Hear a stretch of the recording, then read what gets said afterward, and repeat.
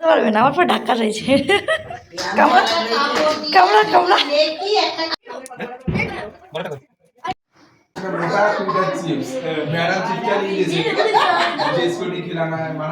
আসসালামু আলাইকুম, nice kitchen with blog channel সকলকে স্বাগত। তো আমি তো কোথাতে চলে যাচ্ছি, সবাই জানেন যারা ভিডিও দেখেন। তো মানে এখানে তো অনেকদিন থাকলাম, আর আমার এখানে খুব ক্লোজ মানে ফ্রেন্ড এবং আমার পাশে থাকে। তো তার সঙ্গে দেখা করতে যাচ্ছি, তার জন্য কিছু নিয়েও নিয়েছি। তো চলুন আমি তার ঘরে যাই। তো চলুন সে কেমন ব্যবহার করে না করে পুরোটা দেখতে থাকবেন ভিডিওর মাধ্যমে। মাসিমা গেট খুলে দিল আর এসে বসে পড়েছি। আর এখানে কিন্তু খেয়াল করুন, হাজব্যান্ড কিন্তু চা খেতে শুরু করে দিয়েছে, কারণ আমি আসার সময় চা বানিয়ে নিয়েছিল। এসে অনেকক্ষণ বসে রয়েছি। আর ছেলে কিন্তু ঘরের মধ্যে ঘুমিয়েছে, পাশাপাশি রুম তো পাশাপাশি কটা, শেষে ছেলে ঘরের মধ্যে ঘুমিয়ে রয়েছিল সন্ধেবেলায়। তো ও ঘরে ছেলে একা আছে, ওই জন্য তাড়াতাড়ি করে চা খেয়ে চলে যাবে ও, আর আমি একটু বসে বসে গল্প করব। আর এই যে ওটা দাদা ভাই, আর এই যে ওটা মাসিমা দিদি ভাই এই ঘরে এসেছে, আর তার ছেলে, আর ওই যে ছোট্ট একটা মেয়ে কিউট, ওইটা ওর মেয়ে। তো যাই হোক, এই যে দেখুন কত আয়োজন করেছে আমার জন্য।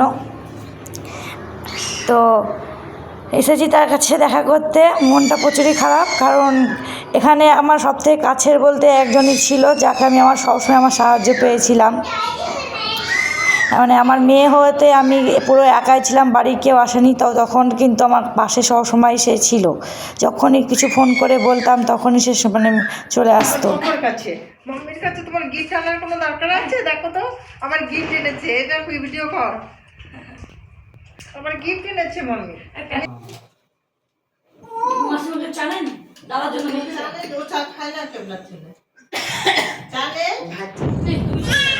চিনি দিয়া চিনি বেশি আছে? আমি খাবো না তো চা। ও তো আর চা খেলে তাহলে খেয়ে নিন, একদিন কান কি চল একদমই খেয়ে এলো ভাই। আর এটা হচ্ছে তাদের পোষা মানে টিয়া পাখি, এই তিনটে রয়েছে, একটা বাইরে ঘুরে বেড়াচ্ছে। তো মানে এখানে খাওয়া দাওয়া করছি, গল্প করছি, আর আপনার দাদাভাই কিন্তু চলে গেল, ছেলে যেহেতু একাই রয়েছে, আর আমি এখানে গল্প করছি। তো গল্প করতে বললাম চলে তো যাবো, তো মাসিমাকে তার পাবো না, চল মাসিমার সঙ্গে আমার একটা ফটো তুলে দাও। তো তার ছেলে আমার ফটোটা তুলে দিচ্ছিল এখানে। আর আমার যখনই কোনো সমস্যা হতো আমি এর মাকে ফোন করতাম, এই বাচ্চা মেয়েটার মাকেই। পারবে না, আমার পর ধাক্কা রয়েছে। তো বললাম যে ফোন করতাম, মানে যখন মেয়ে পেটে ছিল আমার ছেলে তো ছোটো, আর বাড়ি থেকে কেউ থাকতো না, আপনার দাদা ভাই তো অফিসে থাকতো, আমি একাই থাকতাম। তো একে ফোন করে বলতাম, এই শুনছো আমার এই সমস্যা হয়েছে, একটু এসো তো, এটা লাগবে এবার কি এটা, কিংবা ওই আমাকে প্রতিদিন ফোন করে খোঁজ নিয়ে তুমি ঠিক আছো তো, কি সুস্থ আছো, বা তোমার ছেলে খাওয়া দাওয়া করলো কি, কিছু রান্নাবান্না করতে পেরেছো কি, মানে যেরকমভাবে পারতো আমাকে সাহায্য করতো। মানে এর সাহায্য তো ভোলা যায় না। কি এমনকি এখনও যেহেতু আমি ব্যাগ প্যাকিং করছি, পুরো ব্যস্ত, তো আমাকে কিন্তু চারিদিকভাবে সাহায্য করছে, বারবার খোঁজ করছে যে রান্নাবান্না করলে কি না। বাইরে থেকে কেউ যদি এরকমভাবে সাহায্য করে তার কথা কি কোন ভোলা যায়? তো আমি কিন্তু এর কথা সত্যিই ভুলতে পারবো না। তো যাই হোক, আমরা কিন্তু যেমন সবসময় এরকমভাবে একটু টাইম পেলে আমি এর সঙ্গে গল্প করতাম বসে বসে। তো আজকেও ঠিক সেরকম একটু বেশি গল্প করছি, গল্প তো করছি, আর গল্প দেখো শেষ নেই। আমাদের মেয়েদের কিন্তু গল্প শেষ হয় না, এটা কিন্তু সব সময় সত্যি কথা। মেয়েরা যেখানে যাবে হয়তো 10 মিনিটের জন্য যাই, কিন্তু সেখানে 1 ঘন্টা হয়ে যায়, এটা কিন্তু সবার ক্ষেত্রে তাই।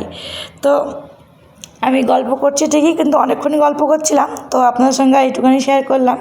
তো চলুন এখানে ভিডিওটা শেষ করলাম। সকালে সুস্থ থাকবেন, ভালো থাকবেন, সকলের সুস্থতা কামনা করে আজকে ভিডিওটা এখানে শেষ করলাম। সকলকে খোদা হাফেজ।